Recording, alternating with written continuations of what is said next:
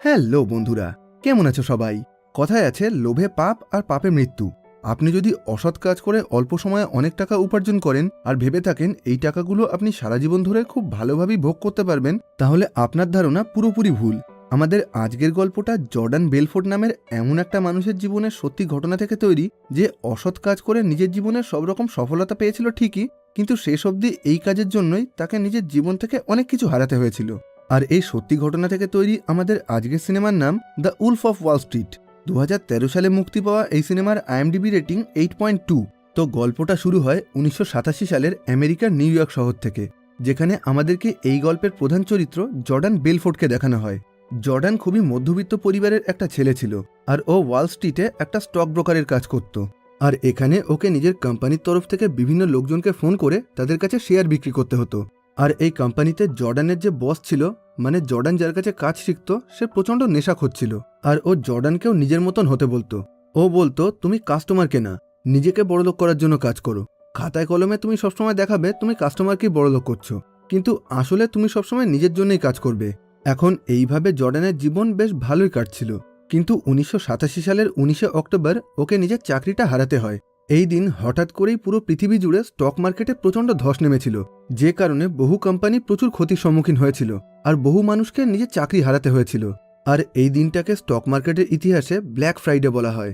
এখন জর্ডান নিজের চাকরি হারিয়ে হতাশ হয়ে বাড়িতে বসেছিল, সেজন্য এখন ও যে কোনো রকম কাজ করার জন্য রাজি ছিল। এবার একদিন সকালে ও পেপারে একটা ব্রোকারেজ কোম্পানির অ্যাড দেখতে পায়। ওখানে ওদের বেশ কিছু লোকের দরকার ছিল, আর যেহেতু জর্ডান এতদিন ধরে স্টক ব্রোকারের কাজই করেছিল, সেজন্য পরের দিন সকালেই ও ওই কোম্পানিতে ইন্টারভিউ দেওয়ার জন্য চলে যায়। আর ইন্টারভিউ দেওয়ার সময় জর্ডান জানতে পারে এটা একটা ব্রয়লার রুম ব্রোকারেজ ফার্ম ছিল। আর এখানকার সমস্ত এমপ্লয়ের কাজ ছিল বিভিন্ন কাস্টমারকে ফোন করে তাদেরকে মিথ্যে কথা বলে তাদের টাকাগুলো নিজেদের কোম্পানিতে নিয়ে আসা, আর তারপর সেই টাকাগুলোকে এরা ছোটোখাটো ভুলভাল কোম্পানিতে ইনভেস্ট করে দিত, যার ফলে ওদের কাস্টমারের ক্ষতি হলেও ওরা সবাই অনেক মোটা টাকার কমিশন পেয়ে যেত। আর এই কাজের জন্য এদের সবাইকে 50% কমিশন দেওয়া হতো, কিন্তু জর্ডান আগে যে কোম্পানিতে কাজ করত সেখানে ওকে শুধুমাত্র 1% কমিশন দেওয়া হতো। আর এত বেশি টাকা কমিশন পাওয়া যাবে শুনে জর্ডান সঙ্গে সঙ্গে এই কাজে রাজি হয়ে যায়। আর যেহেতু এর আগে জর্ডানের একটা বড় কোম্পানিতে অনেকদিন ধরে কাজ করার অভিজ্ঞতা ছিল, সেজন্য এই কাজটাকে ও খুব ভালোভাবেই করতে পারত। আর দেখা যায় ও প্রত্যেকটা কাস্টমারকে ফোন করে তাদের সঙ্গে খুব ভালোভাবেই কথা বলতে শুরু করেছে, আর খুব সহজেই তাদেরকে বোকা বানিয়ে ফেলছে। আর এইভাবে নিজের চালাক চতুর কথার সাহায্যে ও নিজের কাস্টমারদের কাছে এমন এমন কোম্পানি শেয়ার বিক্রি করছিল যেগুলো খুবই ছোট বা যেগুলোর অস্তিত্ব নেই বললেই চলে। আর এইভাবে নিজের কাজের প্রথম দিনে ও প্রথম কাস্টমারকে ফোন করেই তার কাছে 4,000 টাকা শেয়ার বিক্রি করে দেয়, আর এর থেকে নিজের 50% কমিশন হিসেবে 2,000 টাকা ইনকাম করে নেয়। আর এখন নিজের অসাধারণ কথা বলার ক্ষমতা দিয়ে জর্ডান ওই কোম্পানিতে সবচেয়ে বেশি টাকা ইনকাম করতে শুরু করেছিল। আর এই কাজ করে অনেক বেশি টাকার কমিশন পেয়ে জর্ডান খুবই অল্প সময়ের মধ্যে অনেক টাকার মালিক হয়ে যায়। আর অল্প কিছুদিন পরেই ও খুবই দামি একটা স্পোর্টস গাড়ি কিনে ফেলে। এবার কিছুদিন পর ও নিজের ওই গাড়িটা নিয়ে পাশের একটা রেস্টুরেন্টে খেতে গেছিল। তখন ওর সামনে ডনি অ্যাজফ নামের একটা লোক চলে আসে। এই লোকটা জর্ডানের প্রতিবেশী ছিল, আর ও বাচ্চাদের ফার্নিচার তৈরি করার একটা কোম্পানিতে কাজ করত। আর ও জর্ডানের গাড়ির বেশ কিছুটা প্রশংসা করে ওকে বলে, তুমি কি কাজ করো আর কিভাবে এত অল্প সময়ে তুমি এত দামি একটা গাড়ি কিনে ফেললে। তখন জর্ডান ওকে জানায় ও স্টক ব্রোকারের কাজ করে, কিন্তু ডনি কোনোভাবেই এই কথাটা বিশ্বাস করতে চাইছিল না, কারণ পুরো পৃথিবী জুড়ে তখন স্টক মার্কেটের অবস্থা খুবই খারাপ ছিল, আর বেশিরভাগ লোকই নিজের চাকরি হারিয়েছিল। সেখানে সেই স্টক মার্কেটে কাজ করেই জর্ডানের পক্ষে এত দামি গাড়ি কেনা কোনোভাবেই সম্ভব না। তখন ডনি হাসতে হাসতে বলে, আচ্ছা এই কাজ করে তুমি কত টাকা কামিয়ে নাও? জর্ডান বলে, আমি ঠিক জানি না, তবে আগের মাসে তো আমি $72,000 ইনকাম করেছি। তখন ডনি আবার হাসতে হাসতে বলে, আচ্ছা তুমি যদি আমাকে তোমার আগের মাসের পে স্লিপটা দেখাতে পারো যেখানে তুমি $72,000 ইনকাম করেছো, তাহলে আমি এখনই নিজের চাকরি ছেড়ে দিয়ে তোমার কাছে কাজ করতে শুরু করব। আর তখন জর্ডান ওকে নিজের পে স্লিপটা দেখায়, আর দেখা যায় সত্যি সত্যি ও আগের মাসে $72,000 ইনকাম করেছিল, যেটা দেখে ডনি সঙ্গে সঙ্গে নিজের কোম্পানিতে ফোন করে নিজের চাকরিটা ছেড়ে দেয়। আর এখন জর্ডানও নিজের কাজ ছেড়ে দিয়ে নিজের একটা স্টক ব্রোকারেজ কোম্পানি খুলতে চাইছিল, সেজন্য ওরও বেশ কিছু লোকের দরকার ছিল, তাই ও ডনিকে নিজের কাছেই রেখে দেয়। আর তারপর একটা ছোট্ট গ্যারেজ ভাড়া নিয়ে ওর সাথে পার্টনারশিপে নিজেদের একটা কোম্পানি খুলে ফেলে। আর এখানে কাজ করার জন্য ও নিজের বেশ কিছু পুরনো বন্ধুকে ডেকে আনে, যারা প্রত্যেকেই কোনো না কোনো রকমভাবে সেলসম্যান ছিল। আর এরপর একদিন সন্ধ্যায় একটা রেস্টুরেন্টে বসে জর্ডান এদের সবাইকে এদের কাজ করার পদ্ধতি শেখাচ্ছিল। তখন কথা বলতে বলতে ওদের মধ্যে থেকে একজন বলে, আমি খুব সহজেই যে কোনো মানুষকে যে কোনো কিছু বিক্রি করে দিতে পারি, যেটা শুনে জর্ডান খুবই খুশি হয়ে বলে, বাহ, তোমার কনফিডেন্সটা আমার খুবই ভালো লেগেছে। আর তারপর জর্ডান এই সিনেমার সবচেয়ে ফেমাস একটা ডায়লগ বলে। জর্ডান ওই লোকটার সামনে একটা পেন রেখে বলে, সেল মি দিস পেন, মানে এই পেনটা আমার কাছে বিক্রি করো। যেটা দেখে ওই লোকটা একটু ঘাবড়ে গিয়ে বলে, ঠিক আছে, আমি নিজের খাওয়া শেষ করার পর এই কাজটা করছি। তখন জর্ডান বুঝে যায় ওই লোকটা বাহানা করছে আর ও কোনোভাবেই এই কাজটা করতে পারবে না। তখন ও ব্র্যাড নামের নিজের অন্য একটা বন্ধুকে বলে, ঠিক আছে, তাহলে তুমি এই পেনটা আমার কাছে বিক্রি করে দেখাও। তখন ব্র্যাড ওর কাছ থেকে ওই পেনটা নেওয়ার পর বলে, আমি কি একটা কাগজের ওপরে তোমার অটোগ্রাফ পেতে পারি? তখন জর্ডান বলে, কিন্তু আমার কাছে তো কোনো পেন নেই। তখন ব্র্যাড ওর সামনে ওই পেনটা রেখে বলে, এক্স্যাক্টলি, সাপ্লাই অ্যান্ড ডিমান্ড, যার মানে কোনো গ্রাহকের কাছে কোনো কিছু বিক্রি করতে গেলে আমাদেরকে সেই গ্রাহককে আগে এটা বোঝাতে হবে যে তার এই জিনিসটার প্রয়োজন আছে। আর এর কিছুদিন পর জর্ডান এদের সবাইকে নিয়ে নিজেদের একটা কোম্পানি খুলে ফেলে, যেটার নাম ছিল স্ট্রেটন অকমন্ড। আর এরা সবাই যে পদ্ধতিতে এখানে কাজ করত ওটার নাম ছিল পাম্প অ্যান্ড ডাম্প।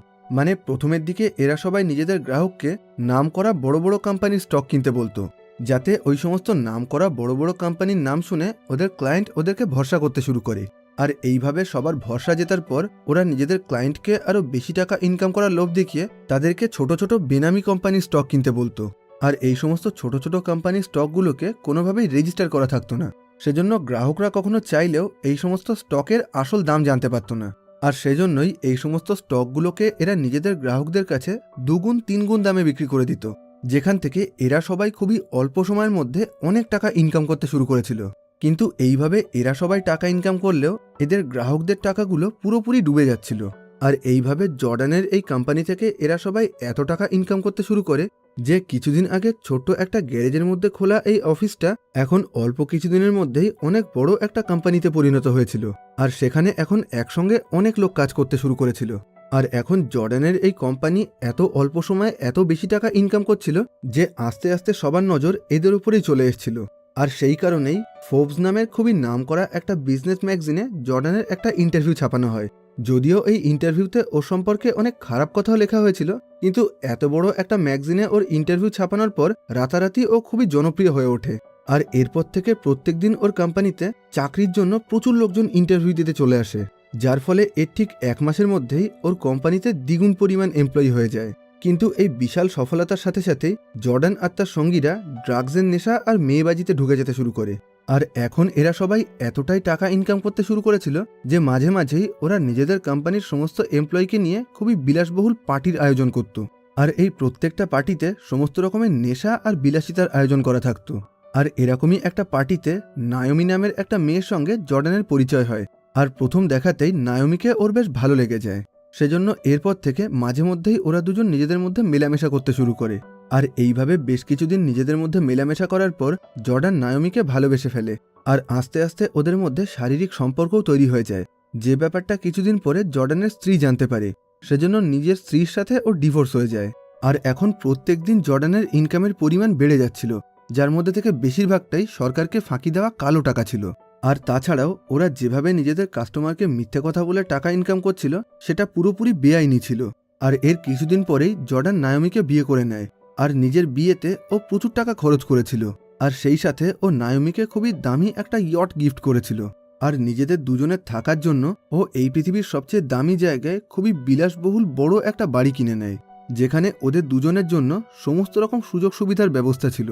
আর এইভাবে বিয়ের পর থেকে ওদের দুজনের জীবনটা বেশ ভালোই কাটছিল।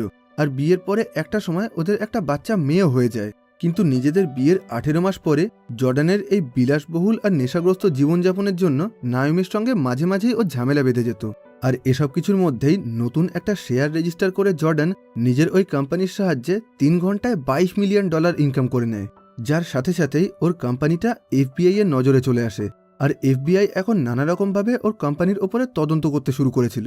আর সেজন্যই একদিন দুজন FBI অফিসার জর্ডানের সঙ্গে ওর কোম্পানির ব্যাপারে কথা বলতে চলে আসে। কিন্তু প্রথমের দিকে জর্ডান ওদের সঙ্গে ভালোভাবে কথা বললেও পরের দিকে একটা সময় ওই দুজন অফিসারকে ওর টাকার লোভ দেখিয়ে ঘুষ দেওয়ার চেষ্টা করে। আর এখন ঘুষ দেওয়ার জন্য ওই দুটো অফিসার জর্ডানের ওপরে প্রচণ্ড রাগ করে ওখান থেকে চলে যায়। আর এখন ওই অফিসার দুটো খুব ভালোভাবেই বুঝতে পেরেছিল জর্ডান কোনো রকমভাবে বেআইনি কাজ করছে। সেজন্য এখন ওরা জর্ডান আর ওর কোম্পানির ওপরে কড়াভাবে নজর রেখে ওদের বিরুদ্ধে প্রমাণ জোগাড় করতে শুরু করে। আর এখন নিজের এই সমস্ত টাকাগুলোকে বাঁচানোর জন্য জর্ডান আমেরিকার বাইরে সুইস ব্যাংকে একটা অ্যাকাউন্ট খোলার সিদ্ধান্ত নেয়। আর এই অ্যাকাউন্টটা ও নায়োমির একটা আন্টির নামে খোলে, যিনি একজন ব্রিটিশ অধিবাসী ছিলেন। আর যেহেতু এখন এই অ্যাকাউন্টটাকে আমেরিকার বাইরে সুইজারল্যান্ডে খোলা হয়েছিল, আর এই অ্যাকাউন্টের